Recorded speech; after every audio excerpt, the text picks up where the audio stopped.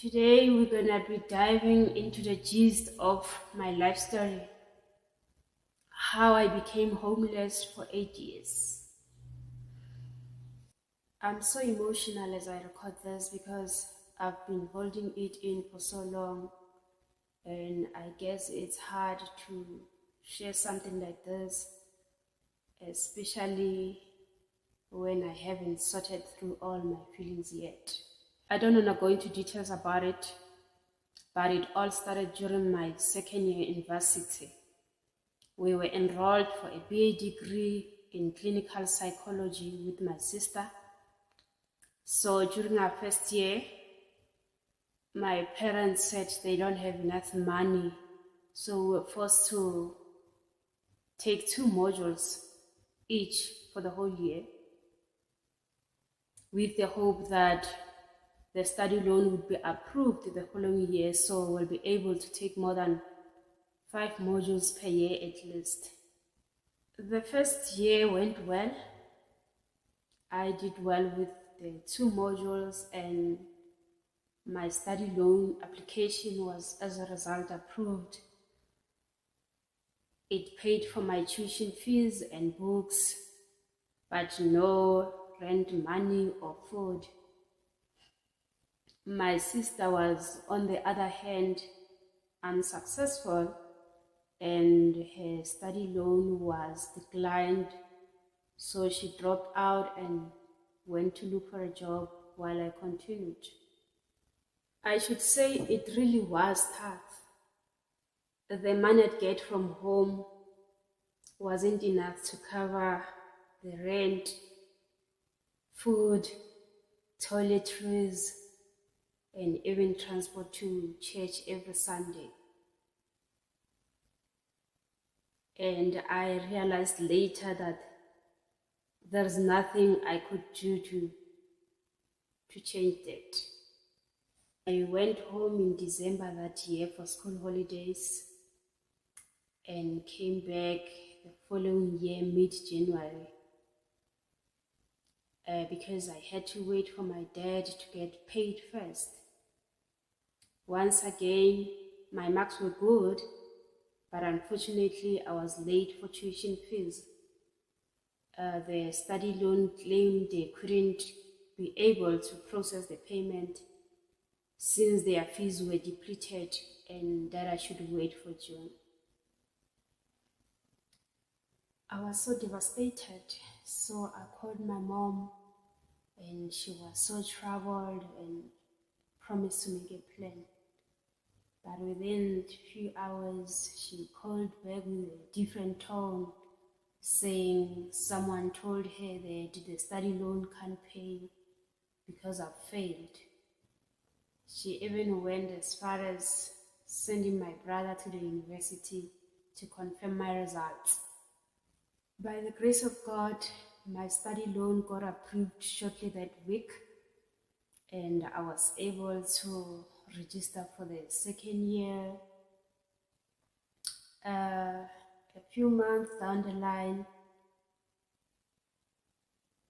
I started struggling with rent money. My mom would skip months without paying rent, let alone sending me money. And then I'd be chased out from one flat to another, and then I'd try and call my dad, but my mom would answer the phone instead and tell me that they don't have money. Sometimes I'd take the little money that she would send and go negotiate for a place to stay. Some would help me for a month or two, or even more. But one night when reality set in, all my belongings were gone. I was from a long weekend holiday in Limpopo. There's a mama there that I would visit more often. She really adored me and would ask me to come during school holidays sometimes. Then she would take really good care of me. She was a a family friend and a member of the church I used to go to. So coming back, I found that all my stuff were not there, were gone. My books, my bed, my clothes, my Bible, shoes, including my trophy that I obtained through poetry, they were all gone. And I was left with the bag that I'd carried from the vacation. Lord knows where I slept that day. Saying I was lucky is an understatement. I never had to live on the streets. Friends came through for me at first, and then the help ran out. So I'd find myself sleeping in the library and the boardrooms. I was a very lovely child, unique.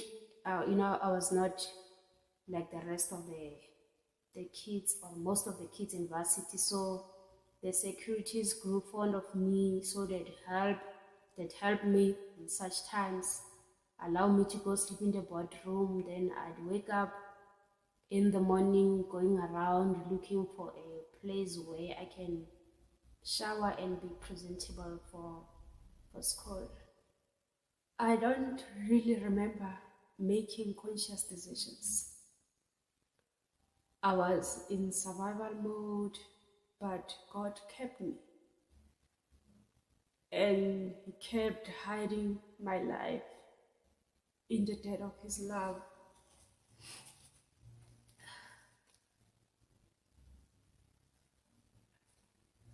Most days I didn't know where I'd be sleeping until late in the day.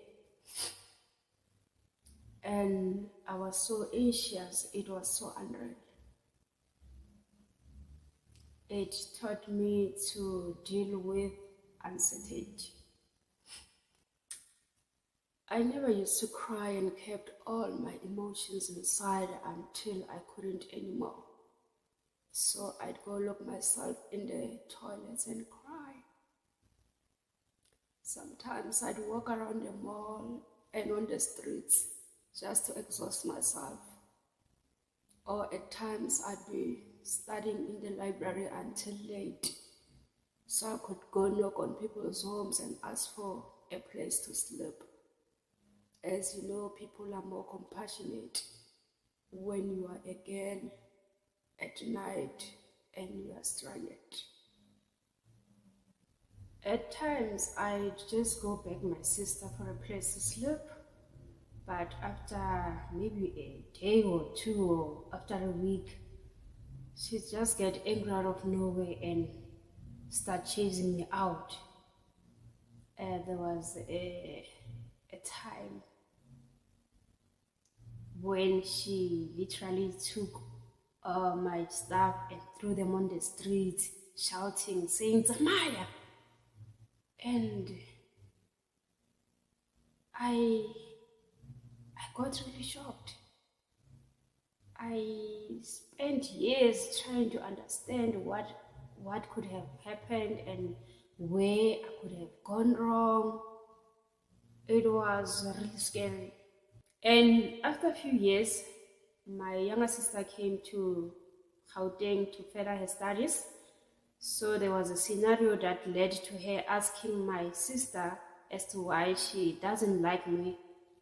And then she told her that she no longer regards me as her sister, and that there was even a time where I took her schoolwork and threw it in a bin. And I don't know how many people were told such lies, because even at a church where I was fellowshipping, people started gossiping about my situation of being homeless. So I'd go maybe to a sister or a mama asking for a place to stay. Then they'd help me, but later started a ministry of gossip. And if they don't gossip, they'd call my mom and say, your child was here. She was looking for a place to stay. She was looking for help of this nature.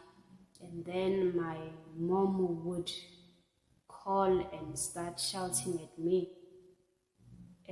She used not to call me, but whenever she'd hear that I was at Mama so and so's house, and or maybe at Sister so and so, she'd call.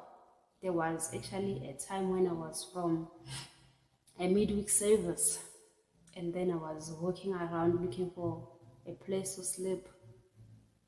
And then I received a call from home. It was her.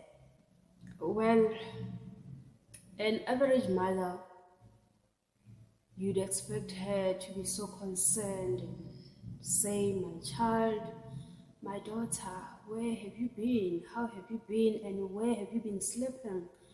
Where are you at this time of the night? Did you eat? Not with my mom. She'd just shout at me and tell me how much she regrets ever giving birth to me, and that I go around embarrassing her. It was really hard to bear. I'd just cry. I'd really cry. The most painful of all is that she'd come to church at Mamelodi during combines, and she'd start singing solos and people would get blessed. And then after that, she'd just make a U-turn, go back home without even asking if I'm okay or if I need anything. It happened for years. It carried on for years until I couldn't cry anymore.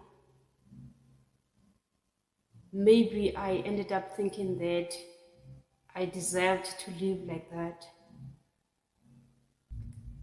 My life story is one to be told, but it digs up some really bad and sad and ugly memories and flashbacks. You know, there were days where I could no longer go knock at people's homes. I just got tired, so I'd go sleep at the police station or the fire station, and I'd be sitting throughout the night. There's no beds in the police station. And so I just open my Facebook and start writing about my situations in a more subtle way so people don't get to understand that I'm talking about me, since I wanted to protect myself and my image and that of my family. There was a night where I actually wrote something like, wow, a virgin is so vulnerable. And people started commenting, not knowing that I'm in the middle of nowhere, I'm stranded, and I'm talking about myself. I just did not understand why God would allow something of that nature to happen in my life. And because I was this person who's very good at hiding pain, I think from when I was in primary, I realized I did not want to show my pain. I don't know if that is inborn, but there was a time when I was wearing new school shoes, so they were still new and sharp. They were piercing me and I was bleeding. My legs were bleeding, so I kept walking so slow to school, and I went to sit in class pretending as if I'm okay while my legs were bleeding. I guess it's a trait in me that keeps resurfacing. I mostly don't wanna show my pain to the world. I want to project this image that everything is dandy and I am okay and happy while I'm not. I lived like an orphan while my parents are still alive, and my older siblings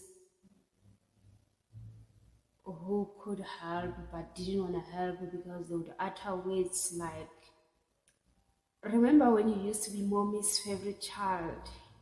Look at you now, you know. So I led a really lonesome life, and I mostly found solace in strangers, you know, people that didn't even know me. There was this family actually that took me in, and I stayed with them maybe for months until their mercy ran out and I find myself on the homeless again. I stopped going home for years, and every December I'd have to deal with the pain of seeing my siblings post joyful photos on social media, and the brides they would do, you know, it was so painful, and especially during the 31st, because that's when everybody is with their own family, and then you know, you wanna be next to your family and say Happy New Year. So times I was alone, or I'd be with people that I just met who are not family. And so there was this other year when I went home to only to find that my reputation was badly tarnished. I'd hear stories about me that were not real, really bad stories. And my favorite uncles would call me Ngwana Sesu Saseka, started giving me this weird look, you know. But I thank God that I never even tried to defend myself or to clear my name rather. I just decided to ignore everything. And as painful as it was, there's actually those family members who died and were buried without my knowledge. The likes of my grandfather's brother only realized after a year that he is no more. And bruh, it pained me a lot, a lot. For me, the biggest challenge has been letting myself feel anger. I've been really angry about a lot of things for a very long time. I've been very angry at my parents, especially my mom. It just didn't make sense as to how she could really abandon a girl child in such a terrible world and age. And for a very long time, I asked myself questions that I did not have answers to. I resented her. I was very angry at my siblings for not helping me. And actually there was a time where I had a dream. I'm a dreamer, so I saw in a dream my siblings, my older siblings, stabbing me with knives in front of my mom, and I was bleeding. Yet she couldn't even move an inch. She just sat there and looked at me bleeding. And I was traumatized when I woke up. Little did I know that God was preparing me for the journey ahead. It was still early days. Maybe I was in my 4th year of being homeless. So I still had a long way to go. I remember when my older sister got her firstborn child, my mom couldn't make it to her place, so she asked that I go there and help her out. I was in the middle of exams, but I decided to go. I actually went there running because I was just thinking that at least I'll have a proper place to sleep and maybe a proper meal, for days. So went um, I went there and I was with there until such time when she recovered, and then she started having issues with me. I just believed that she just didn't want me there anymore, so she just provoked me.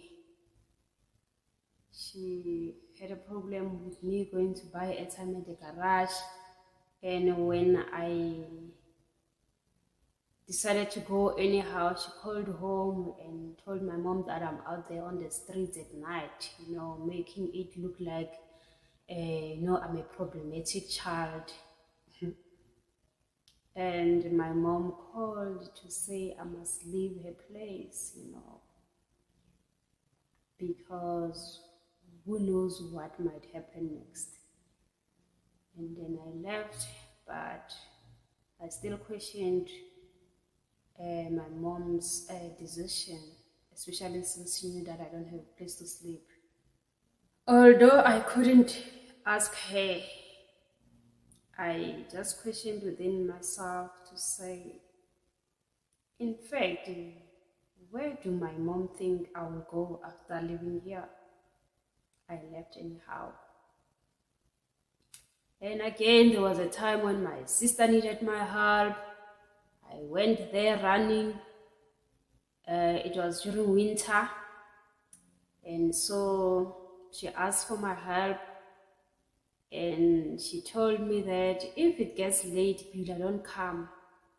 But because I did not have a place to stay, I had to go anyhow. I boarded a taxi and I didn't know where to connect taxis to her place, so I relied on the taxi driver. It was around 6 o'clock when I boarded the taxi, so I'm sure we left the station around 7. And the taxi driver had ill motives. He started, driving around Joburg until it was 9 o'clock at night. And my sister couldn't stop calling, Beulah, where are you? It's late now. I told you to not come. And then I just told her I'm on the way. And then the taxi driver went to park his car at some dodgy place. And then he said, no, I'll show you the taxi rank to where you'll get taxis to your sister's place.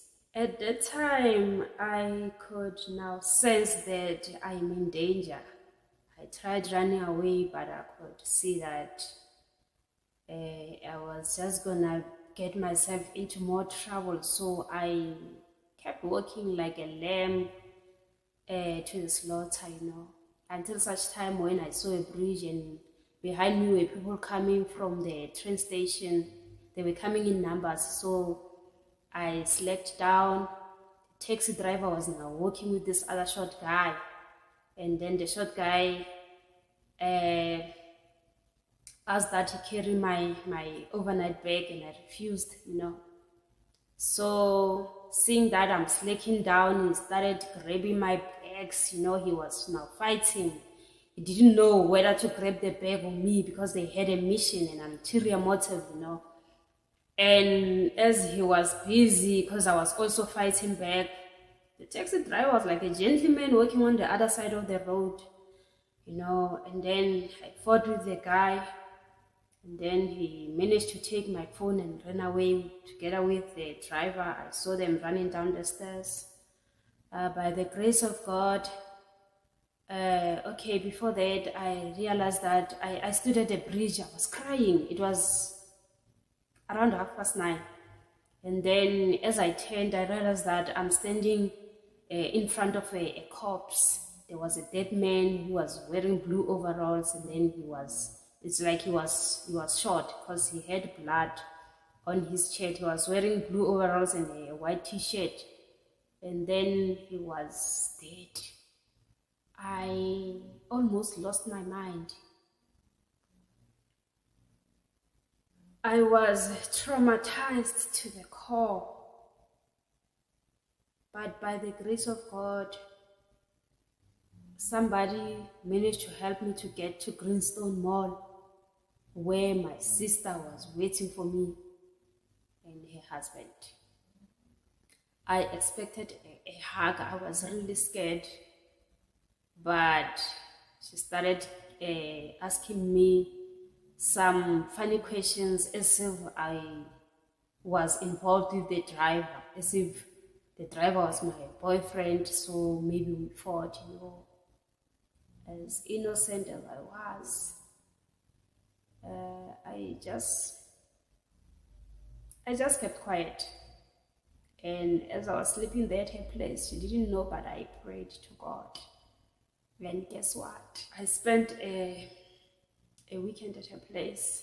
On Monday morning, I went straight to the police station, and together with the police, we had to go track the guy, through the help of the Q marshals and his colleagues.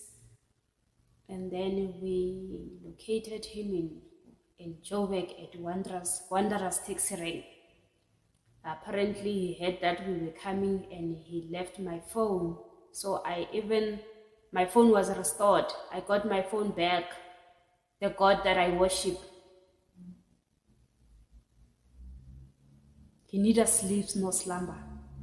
I got my phone back, and then I was happy. But I never even opened a case against the guy. I just thank God. I praise God for preserving my life, and his colleagues said to me, they described him as Jabana, and that they told him that one day you will do this to the wrong people. Apparently the driver was involved in dragging girls and then taking advantage of them, raping them, and dumping them in any way. I don't know if he would go as far as killing them as well, but I would be told that he would rape them and dump them somewhere. So God has really, I have seen the hand of the Lord, and my life is preserved. So just like any other trial, mine also came to an end when I least expected it. And the next thing, I was staying at a boarding house in Jamestown, had my own room which had a built-in shower, and I was with other students who were studying at Rand Airport, so we'd have breakfast together in the dining hall, and we'd also have supper together. And sometimes I'd come home late to find my supper in my own room. It was such an unexpected breakthrough.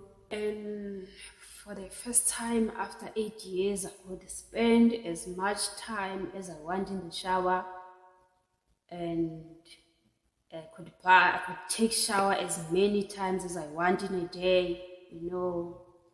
It really felt like me, and I really thank God, for such an experience. And just as I was adjusting to being my own self again, I was diagnosed with a chronic illness in 2019 September on the 20th. It started as a normal checkup, only to come back home crying tears. The doctor said I did not have much to live, and that if I don't undergo treatment, my weight would depreciate even further. I remember I couldn't even do anything. I couldn't pray. All I could do better was cry all day long and all night long. And as I was crying, I received a message from home, my younger sister saying to me, "Sis B, how are you? Are you okay? I dreamed that you were dead." It became so real. The devil just said to me, "You see, it's now confirmed. You are going. We are hamba. We are far." I spent the whole week crying, and I had the privilege of booking a session with a psychologist. But because of the God that I worship is above all powers, I got my strength back even before I could go sit at a therapy room with a therapist. And I just went there it was just a formality of some sort. She also helped in many ways that she can. And she even suggested that I go home and make amends with my mom, which I did, but I was never welcomed. I had to travel all the way only to be dismissed by my mom. She shouted at me, and then my dad also joined in. So I ended up not doing what I went home for. It was part of my healing, because before going home, I had an encounter at church where a pastor started speaking about my situation as if he knew what was going on. And for me, it was a confirmation from God, that I am healed. So I had to seal my healing by forgiving my own mother and going home to make amends. But it did not happen as I expected. And so I came back, although I was hurt, but deep within me, I felt victorious. I even went back to the doctor's office, and as she was expecting that I've come to undergo treatment, I just said to her, "I'm not gonna do it." And she made me write a declaration on the file, and I remember writing that I, Beulah, I serve a God who had no beginning and no end, and how this disease had a beginning and therefore has an end. So I just kept declaring my healing on that file until the doctor thought that maybe I'm from these franchise churches where they say I receive. And I had to assure her that I'm from a Christian family, that I'm from a Christian church that calls upon the name of the Lord, and that it's got nothing to do with the church. They don't even know that I am here. So that's how I received my healing. And my weight never depreciated, as the doctor said. I in fact gained weight. I didn't die. It was in 2019. Now we are in 2022. It's July. I'm still so very much alive. Until the rapture, I will keep on praising God, because I'm not a coffin material.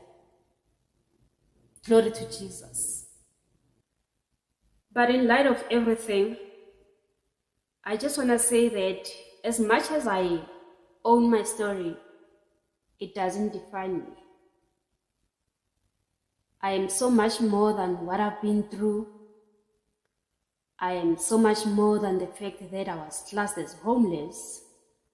I've learned to find happiness and joy in every situation and circumstance life has thrown at me.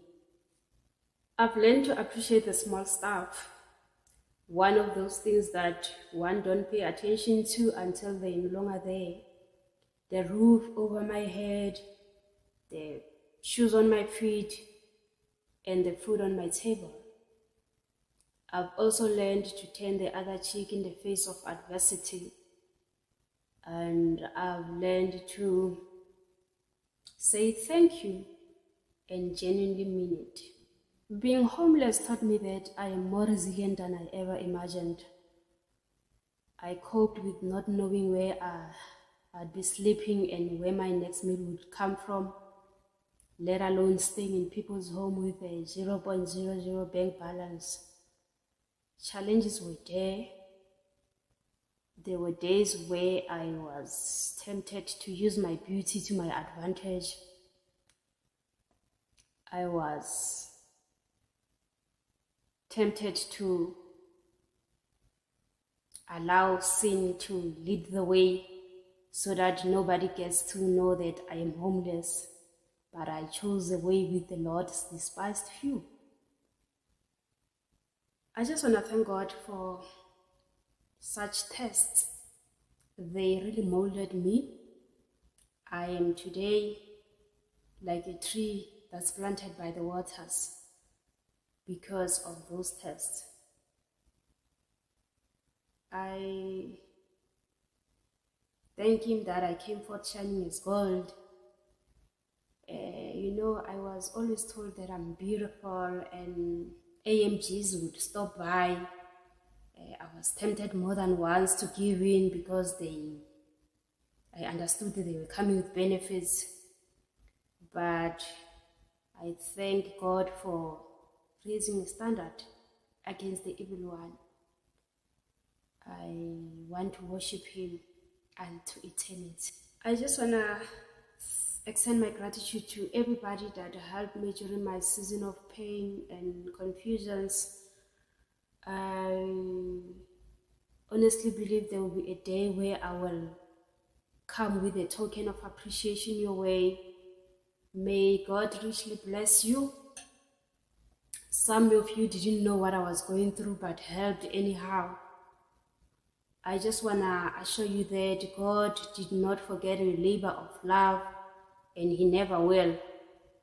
So I want to believe that one day when I get to write my book, I'm going to be able to acknowledge you all in that, in my story.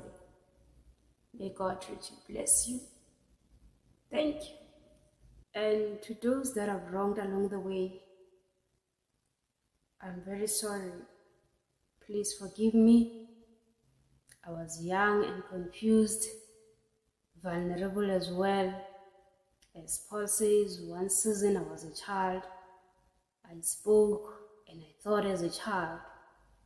But when I turned to a man, I put away childish things. I also wish that I could go back and undo the past. But I humbly apologize, and may God bless you. Once again, friends, thank you so much for watching. See you in my next video, where I'll be talking about how, when, and why I left the ministry of William Branham.